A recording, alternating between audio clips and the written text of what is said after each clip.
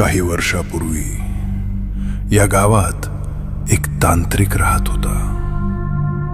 काळ्या विद्येचा असा साधक की त्याच्या एका मंत्रानं शेकडो स्त्रिया त्याच्या वशीकरणाचा शिकार व्हायच्या.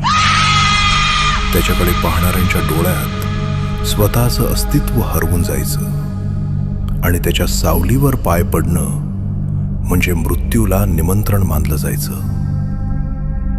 वाटेल त्याला वशमध्ये करणाऱ्या या तांत्रिकाला गावातल्या एका अशा स्त्रीवर प्रेम झालं जिच्यावर त्याची काळी विद्या पूर्णपणे निकामी ठरली. एका अमावस्येच्या मध्यरात्री तिला मिळवण्यासाठी त्यानं त्याच्या काळ्या विद्येतील सर्वात कठीण व घातक वशीकरणाचा विधी सुरू केला.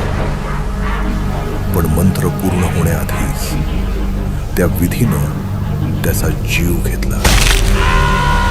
शरीर मरून गेलं पण मंत्र नाही. असं म्हणतात अपूर्ण राहिलेला तो विधी आजही संपलेला नाही.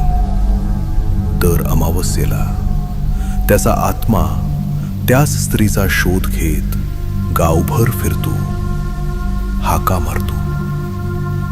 गावातले म्हातारे सांगतात त्या हाकेला जर कुणी उत्तर दिलं तर दुसऱ्या दिवशी ती व्यक्ती कुठेही दिसत नाही.